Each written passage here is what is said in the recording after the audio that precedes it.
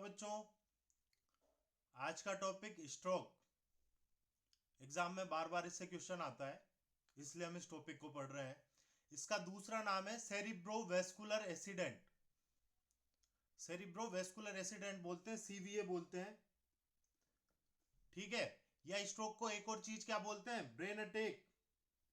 जिस तरह से हार्ट अटैक पढ़ा था हमने, हार्ट अटैक क्या था, मायोकार्डियल इन्फार्क्शन, वैसे ही ब्रेन अटैक। ब्रेन अटैक क्या है, स्ट्रोक। तो सबसे पहले एक क्वेश्चन से स्टार्ट करते हैं। Which client would be a major risk of developing stroke. ठीक है, यहां पे चार ऑप्शन दिए हुए हैं, किसमें सबसे ज्यादा चांस है स्ट्रोक होने के। Client with alcohol, client with hepatitis, client with green filter. Green filter क्या होता है, ये पहले किसी जमाने में ग्रीन फिल्टर डाले जाते थे ओटा के यहाँ पे, ताकि फिल्टर से ब्लड थ्रोम्बोसिस वगैरह होने के चांसेस कम हो जाएं। लास्ट ऑप्शन है 65 साल का old client with chronic atrial fibrillation. तो सबसे ज्यादा चांसेस है एट्रियम में फिब्रिलेशन होगा, तो उसकी वजह से क्या होगा, हाँ, वो उसकी वजह से सीवी होने के चांसेस होंगे, क्योंकि एट्रियल फिब्रिलेशन है। इसका मतलब कभी स्पीड बढ़ रही है, फिब्रिलेशन हो रहा है, कभी स्पीड कम हो रही है, इरेगुलर रिदम है हार्ट की, एट्रियम की। तो ये क्या कारण हो सकता है, थ्रोम्बोसिस। तो इस वजह से स्ट्रोक होने के चांसेस इस वाले पेशेंट में सबसे ज्यादा है। तो आंसर क्या आएगा, 65 साल का ओल्ड क्लाइंट।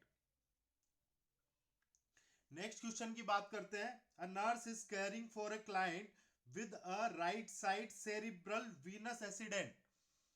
राइट साइड का मतलब इसमें क्या होता है, सेरिब्रोवेस्कुलर एक्सीडेंट में, कि अगर राइट साइड का सेरिब्रोवेस्कुलर एक्सीडेंट हुआ है तो इफेक्ट किधर देखने को मिलेगा हमें, बॉडी पार्ट्स में, लेफ्ट साइड में, ठीक है।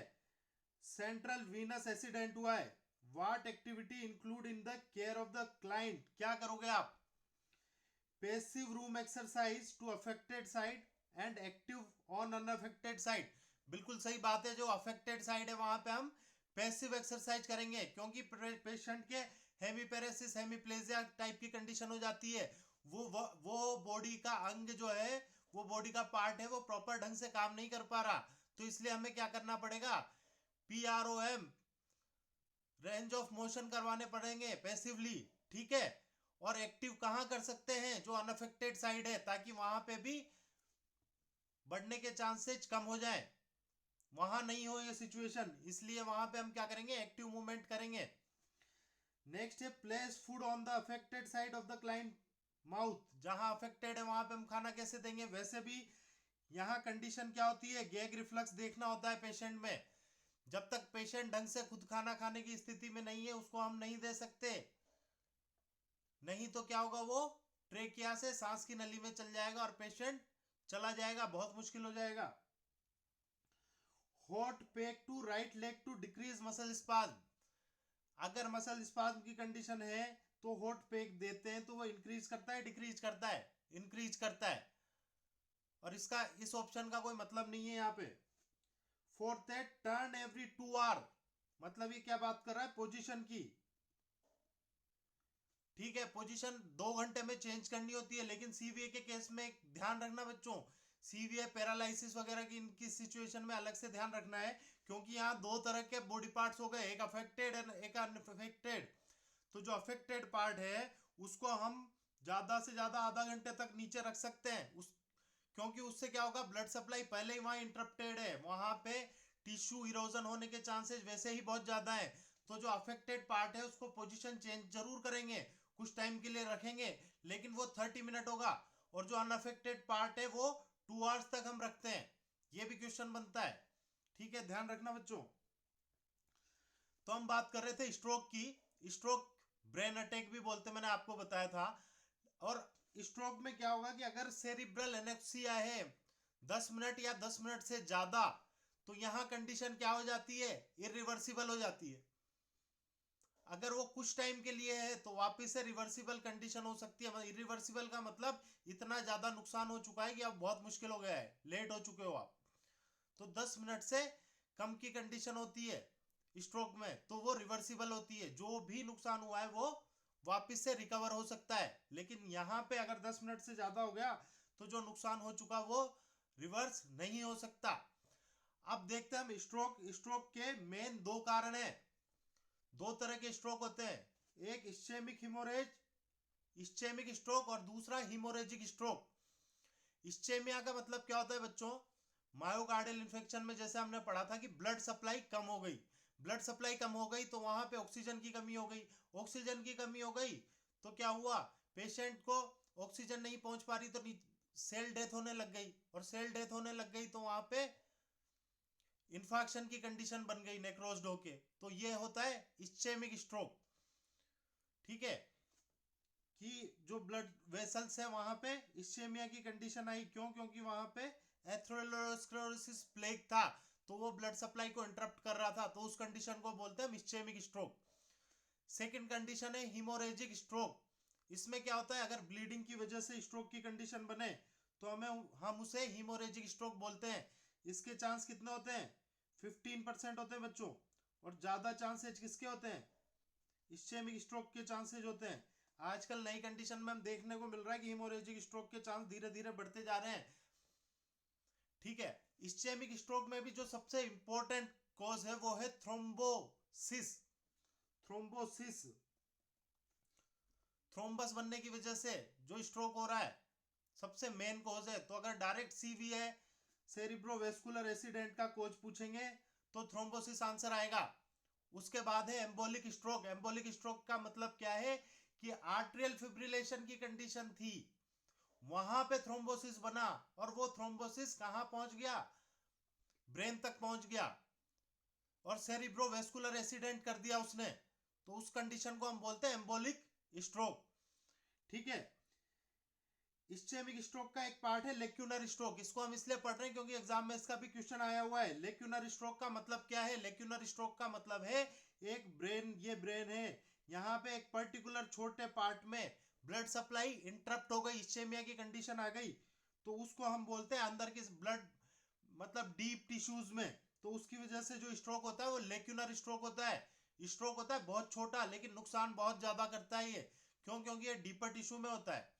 ठीक है, नेक्स्ट हम बात करेंगे कि जो स्ट्रोक है वो थर्ड मोस्ट कॉमन कॉज है डेथ का। सबसे पहला कौन सा है, हार्ट अटैक, दूसरा कौन सा है, कैंसर, ऑन्कोलॉजी, और तीसरा है third most common cause of death, वो क्या है, सीवीए।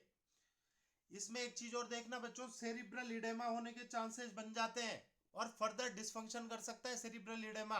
सेरिब्रल इडेमा क्या करेगा, क्योंकि जब वहां पे ब्लड सप्लाई बढ़ जाएगी, वहां पे क्या होगा, जो इलास्टिक टिश्यू है वो हट गए, अपनी इलास्टिसिटी खो दी, तो वहां से क्या होगा, जो ब्लड है वो अंदर की साइड, फ्लूड अंदर की तरफ शिफ्ट होने लग जाएगा, और अंदर की तरफ फ्लूड शिफ्ट होगा तो उसमें किस तरह की कंडीशन बन जाएगी, इडेमा की कंडीशन। और ये कहां पे होगा, सेरिब्रल इडेमा, आईसीपी बढ़ने की वजह से। तो ध्यान देना, इसकी वजह से बहुत दिक्कत हो सकती है। एक टर्म आती है बच्चों, transient ischaemic stroke. Transient ischaemic stroke क्या है कि इस्चेमिया हो रहा है लेकिन वो स्लोली हो रहा है। इस्चेमिया का मतलब क्या हुआ कि ब्लड सप्लाई इंटरप्ट हो गई, लेकिन अगर पूरी ब्लड सप्लाई इंटरप्ट नहीं हुई, धीरे धीरे छोटी छोटी ब्लड सप्लाई जा रही है, तो उसकी वजह से क्या होगा, इस्चेमिया तो है लेकिन वो इस्चेमिया क्या है, ट्रांजिएंट है, और वो कुछ टाइम के लिए आया है, और वो क्या करेगा, वो अगर इस तरह की सिचुएशन आ रही है, हमें पता लग रहा है कि लॉस ऑफ कॉन्शियसनेस हुई, पेशेंट को देखने में दिक्कत हो रही है, तो ये क्या है, हमें अपकमिंग स्ट्रोक के चांस बताता है, मतलब स्ट्रोक आने से पहले की कंडीशन, एंजाइना पेक्टोरिस की तरह, उसको बोलते हैं हम ट्रांजिएंट इस्चेमिक स्ट्रोक। 24 घंटे के अंदर अंदर आता है ये ट्रांजिएंट। इससे भी क्वेश्चन बनता है, क्वेश्चन आया हुआ है कि मैक्सिमम जो ट्रांजिएंट इस्चेमिक स्ट्रोक आते हैं वो 1 से 2 घंटे में आते हैं, लेकिन अगर 24 घंटे के भीतर भीतर जो स्ट्रोक आएगा तो उसको हम ट्रांजिएंट इस्चेमिक स्ट्रोक बोल सकते हैं बच्चों, ध्यान रखना है।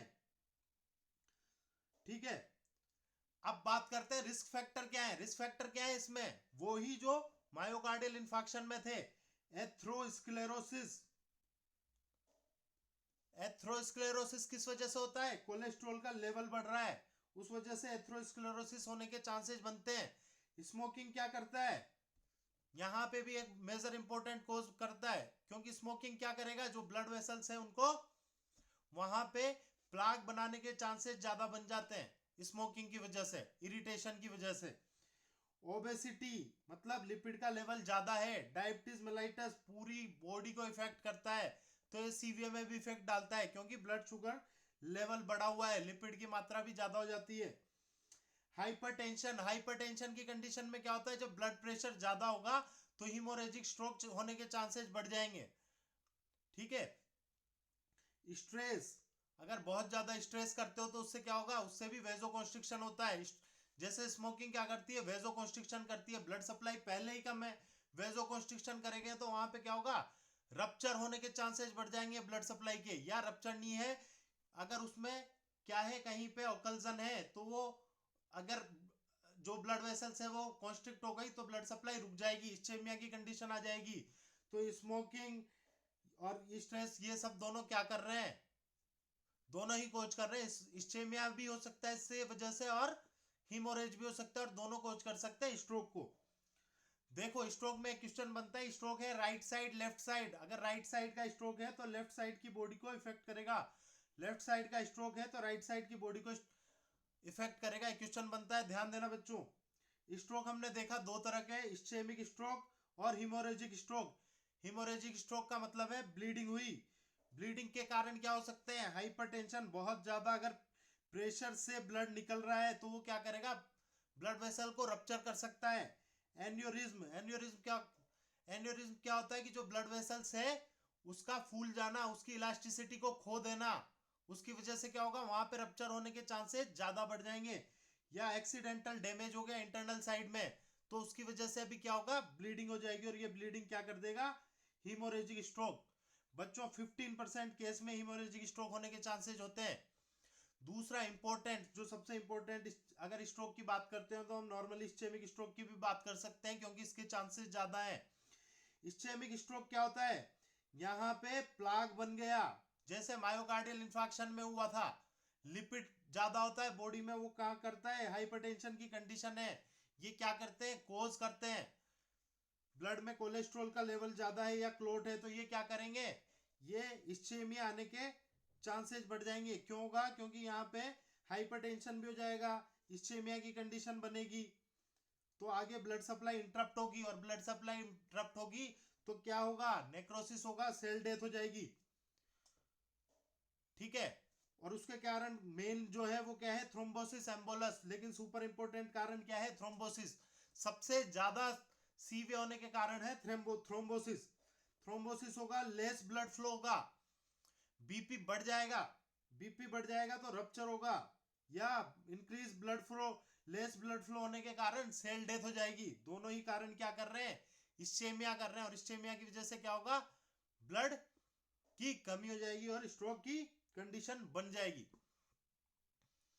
अब हम यहाँ पे देखते हैं, सबसे पहले टर्म्स देखते हैं कुछ जिनसे, और ये टर्म्स इसीलिए देख रहे हैं, हम सिर्फ उतनी बात करते हैं जो हमारे एग्जाम के लिए इंपॉर्टेंट, और सिर्फ समझते उतना है जो हमें समझ में आ जाए, ताकि हमें बार बार उस चीज को पढ़ना नहीं पड़े, रटना नहीं पड़े। इसलिए हम थोड़ा डीप में जरूर समझते हैं, लेकिन पढ़ते सिर्फ उतना ही है जितना हमारे लिए यूजफुल है। तो सबसे पहले बात करते हैं हम चाइने।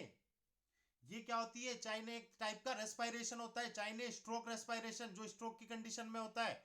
इसमें क्या होता है, पोज होता है, उसके बाद पैराडॉक्सिकल रेस्पायरेशन होता है, फिर वापस से पोज आता है, फिर रेस्पायरेशन होता है पैराडॉक्सिकल। पैराडॉक्सिकल का मतलब क्या है, एक लेवल में नहीं, कभी कम कभी ज्यादा स्पीड चेंज होती है रेस्पायरेशन की, उसको हम बोलते हैं चाइने stroke respiration.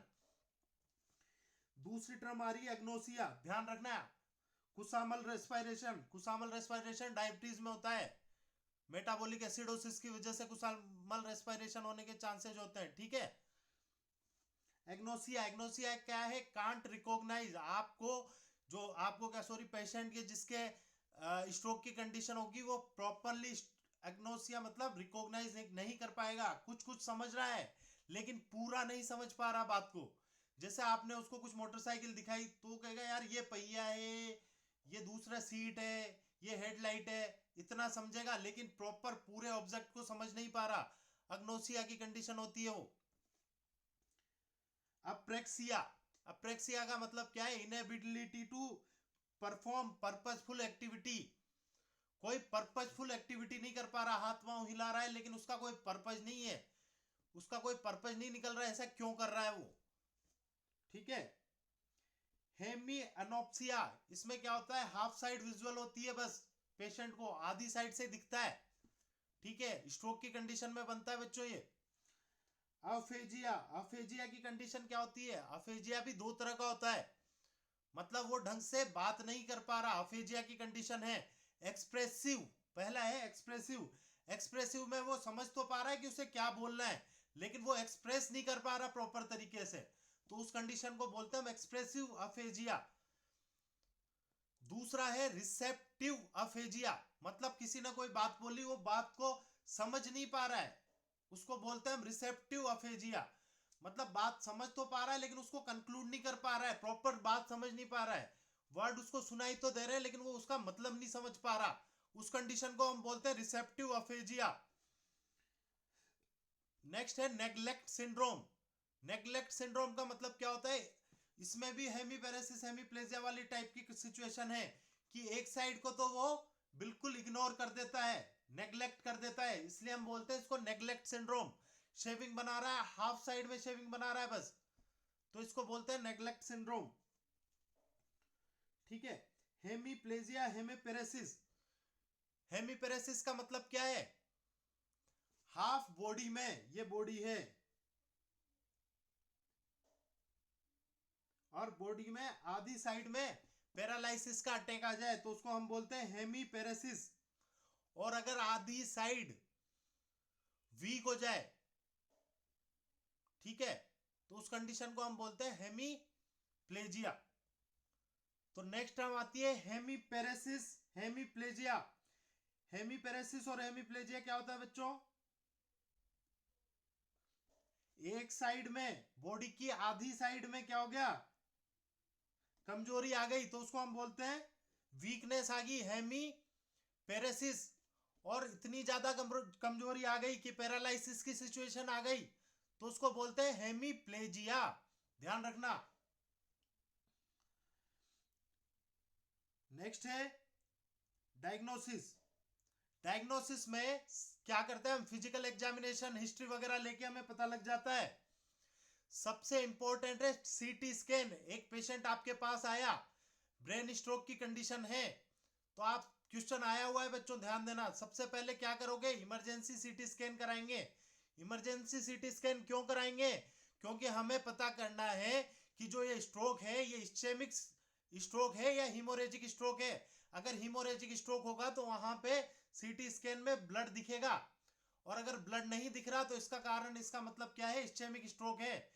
Most common chances तो इस्चेमिक स्ट्रोक के ही है, पर फिर भी कंफर्म करना जरूरी है, क्योंकि इस्चेमिक स्ट्रोक का ट्रीटमेंट अलग तरह से होगा और हीमोरेजिक स्ट्रोक का ट्रीटमेंट अलग तरह से होगा। इस्चेमिक स्ट्रोक का मतलब वहां पे ब्लड सप्लाई इंटरप्ट हो रखी है, तो ब्लड सप्लाई को हमें क्या करना है, ओपन करना है, तो उसके लिए हम क्या करेंगे, थ्रोम्बोलाइटिक एजेंट देंगे। और अगर ब्लीडिंग हो रखी है और उसमें अगर हमने थ्रोम्बोलाइटिक एजेंट दे दिया तो ब्लीडिंग और ज्यादा बढ़ जाएगी, इसलिए सबसे इंपॉर्टेंट है, सबसे पहले आप क्या करोगे, सीटी स्कैन करोगे, पता लगाओगे कि जो ये सीवीए है, स्ट्रोक है, कौन से टाइप का है। ठीक है, बाद में फर्दर एमआरआई कर सकते हैं, एक्सरे, इस ये एक्सरे से अगर पता नहीं लगेगा तो सीटी स्कैन सबसे इंपॉर्टेंट है, एक्सरे से भी पता लग सकता है। ठीक है। ईसीजी, ईसीजी क्यों करेंगे, सीटी स्कैन किया, सीटी स्कैन के बाद में आपको पता लग गया कि कंडीशन किसकी है, इस्चेमिक स्ट्रोक की है, तो इस्चेमिक स्ट्रोक की कंडीशन है तो हम ईसीजी करेंगे। क्यों, क्योंकि एम्बोलस बन के इस्चेमिया होने के चांसेस ज्यादा होते हैं। ज्यादातर जो स्ट्रोक होता है वो हार्ट से जो थ्रोम्बस बनते हैं वो ब्लड सप्लाई में आके ब्रेन सप्लाई में आते हैं, तो ईसीजी से हमें देखने को मिलता है कि अगर वहां पे कोई दिक्कत है तो इस वजह से सेरिब्रल स्ट्रोक होने के चांसेस बढ़ जाते हैं, इसलिए ईसीजी करेंगे। ब्लड क्लॉट्स हैं उनको देखने के लिए इको करेंगे, सेरिब्रल एंजियोग्राफी करेंगे सेरिब्रल आर्टरों को देखने के लिए, कैरोटिड अल्ट्रासाउंड स्कैन करेंगे, यहाँ पे अल्ट्रासाउंड करके स्कैन करेंगे, ब्लड सप्लाई देखेंगे कहीं पे क्लॉट वगैरह तो नहीं है।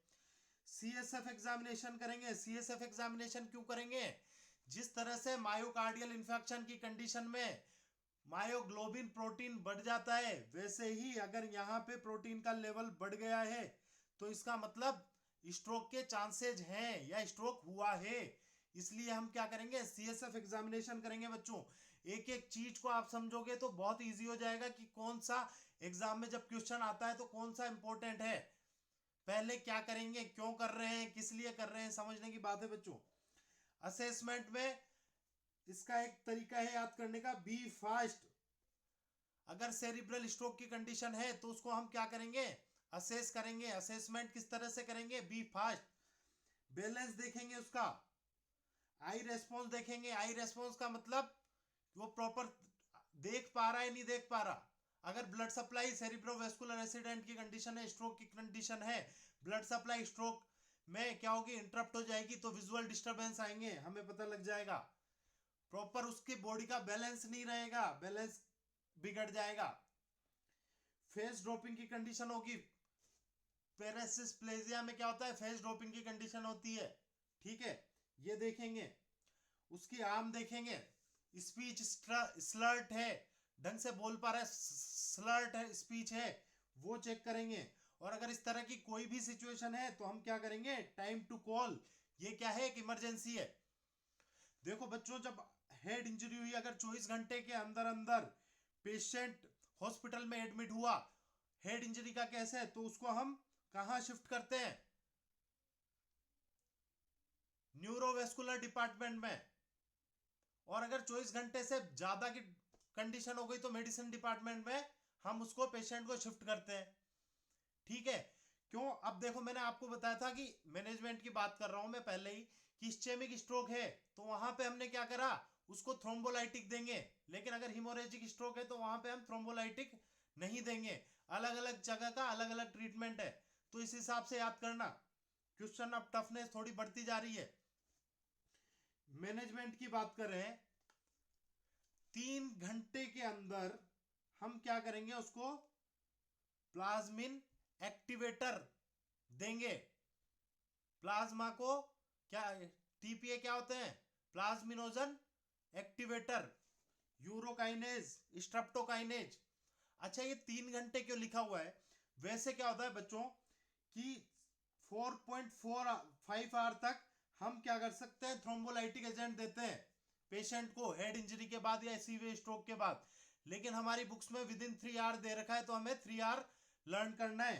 नॉर्मली 3 आवर किस कंडीशन में देते हैं, डायबिटीज मेलाइटिस की कंडीशन में हमें 3 घंटे से पहले ये थेरेपी चालू करनी है। इसमें क्या करते हैं हम, और ये कब देंगे, टीपीए कम किस कंडीशन में देंगे, सिर्फ इस्चेमिक स्ट्रोक की कंडीशन में हम क्या करेंगे, प्लाज्मिनोजन एक्टिवेटर देंगे। क्यों, क्योंकि हमें क्या करना है, जो इस्चेमिया हुआ है उसको, जो क्लोट हुआ है उसको क्या करना है, डिसॉल्व करना है, उसको हटाना है वहां से। तो इसलिए हम क्या देंगे, प्लाज्मिनोजन एक्टिवेटर देंगे। अब 3 से 4 घंटे के अंदर ही क्यों देते हैं, शुरू में ही क्यों देते हैं, वो इसलिए देते हैं क्योंकि इस्चेमिया तो हो चुका ना।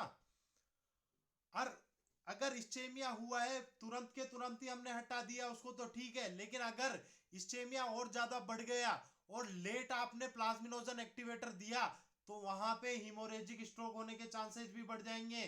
क्यों, क्योंकि क्या होगा, ब्लड सप्लाई वहां पे इनकरेक्ट हो जाएगी, कट जाएगा, टूट जाएगा, हाइपरटेंशन हो जाएगा पर्टिकुलर जगह में, और वो ब्लड सप्लाई, ब्लड रप्चर हो जाएगा वहां से ब्लड वेसल्स का।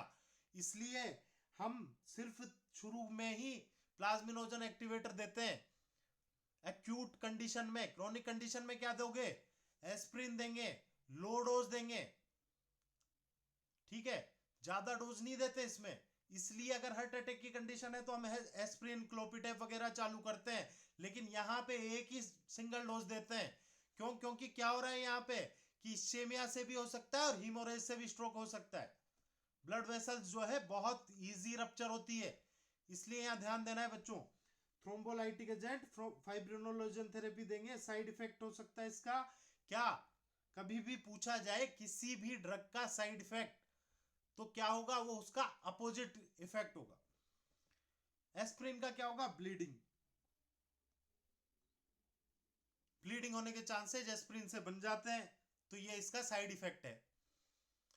ठीक है, ये ध्यान रखना। एक क्वेश्चन पूछा जाता है इसमें, इसलिए इसको जबरदस्ती घुसेड़ा हूं। सक्शन, सक्शन क्या है, मैनेजमेंट है। मैनेजमेंट करते हैं, लेकिन इसमें ध्यान देने की बात यह है कि 10 सेकंड से ज्यादा हम सक्शन ट्यूब को अंदर नहीं रखते, क्योंकि हाइपोक्सिया की कंडीशन है, ब्रेन में पहले ही ऑक्सीजन नहीं पहुंच पा रहा, क्योंकि ब्लड सप्लाई कम है, इस्चेमिया की कंडीशन है। तो हम क्या करेंगे, प्रॉपर ऑक्सीजनेट करेंगे पेशेंट को, उसके बाद सक्शन करेंगे और 10 सेकंड सक्शन करेंगे, उसके बाद वापस से ऑक्सीजन लगाएंगे। ठीक है, ध्यान देना। पोजीशन कैसी दोगे, नॉर्मल अगर पेशेंट है, अगर उसमें हेमीपेरेसिस हेमीप्लेजिया की कंडीशन नहीं है, गैग रिफ्लक्स क्योंकि उसके नहीं है, तो इस वजह से हमें उसको सेमी फाउलर पोजीशन देनी नहीं पड़ेगी, ताकि जो स्पूटम बन रहा है, जो म्यूकस बन रही है, वो ट्रेकिया में नहीं जाए। मुंह से कुछ नहीं देना, एनपीओ की कंडीशन देंगे बच्चों। और अगर उसको पेशेंट को साइड टू साइड हमें पोजीशन देनी है, तो मैंने आपको बताया 2 घंटे अनअफेक्टेड साइड में रखेंगे, फिर 30 मिनट अफेक्टेड साइड में रखेंगे, फिर पोजीशन चेंज करेंगे, साइड लाइन पोजीशन देंगे बच्चों। एक चीज और है, इसका भी क्वेश्चन बनता है, इस्चेमिक स्ट्रोक और हीमोरेजिक स्ट्रोक। अगर हीमोरेजिक स्ट्रोक है तो हम ब्लड प्रेशर को मेंटेन करेंगे, ब्लड प्रेशर को मेंटेन करेंगे, कम करेंगे, बीटा ब्लॉकर देंगे, कैल्शियम चैनल ब्लॉकर देंगे, हमें ब्लड प्रेशर को कम करना है। लेकिन अगर इस्चेमिक स्ट्रोक की कंडीशन है तो हम ब्लड प्रेशर को कम भी करेंगे तो मेंटेन रखेंगे, 150 100 mm ऑफ एचजी तक मेंटेन रखेंगे। क्यों रखेंगे भाई, इसलिए रखेंगे क्योंकि इस्चेमिया की कंडीशन है, यहां पे ब्लड सप्लाई पहले ही कम पहुंच पा रही है, और अगर हम हाइपरटेंशन को कम कर देंगे तो ब्लड सप्लाई और ज्यादा कम हो जाएगी, तो इस वजह से क्या होगा, टिश्यू परफ्यूजन और कम हो जाएगा, स्ट्रोक और ज्यादा सीवियर हो जाएगा। सबसे पहले हमारे पास पेशेंट आया तो हम उसका क्या देखते हैं, प्यूपिल रिएक्शन देखते हैं, आईज मूवमेंट देखते हैं।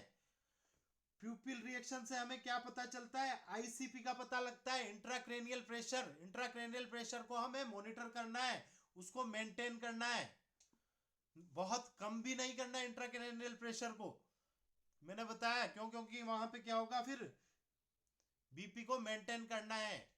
ठीक है, स्वेलोइंग इवेल्युएशन करना है पेशेंट का, गैग रिफ्लेक्स देखना है,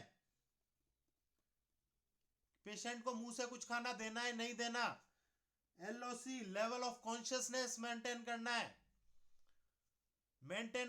पता करना है, मॉनिटर करना है। और कैसे करोगे इसके लिए, आप ग्लास को कोमा स्केल जीसीएस हमने पढ़ा था बच्चों, very very very important topic, ध्यान देना, जो हम पढ़ रहे हैं सब इंपॉर्टेंट टॉपिक है। इसका एक क्वेश्चन देखो आप last, which of the following is most likely associated with CVA resulting from congestive heart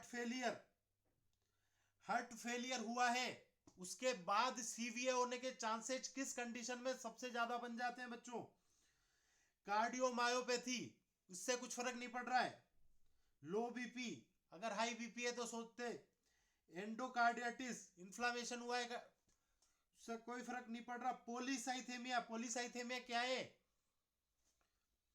blood की विस्कोसिटी बढ़ जाना, ब्लड में हीमोग्लोबिन का लेवल बढ़ जाना, और ये क्या कर रहा है, कहीं ना कहीं अगर ये चीज क्या करती है, एथ्रोस्क्लेरोसिस थ्रोम्बोसिस फॉर्मेशन का काम करती है, और इस वजह से, और सबसे ज्यादा सीवीए का इंपॉर्टेंट कारण क्या है, सीवीए होने का सबसे मेजर कॉम्प्लिकेटेड कारण क्या है स्ट्रोक का, वो है थ्रोम्बोसिस। तो इसलिए थ्रोम्बोसिस होने के चांसेस पॉलीसाइथेमिया में बनते हैं, इसलिए ये मेजर कॉज बन सकता है। ठीक है बच्चों, आज का टॉपिक था हमारा सीवीए। Thanks, bye.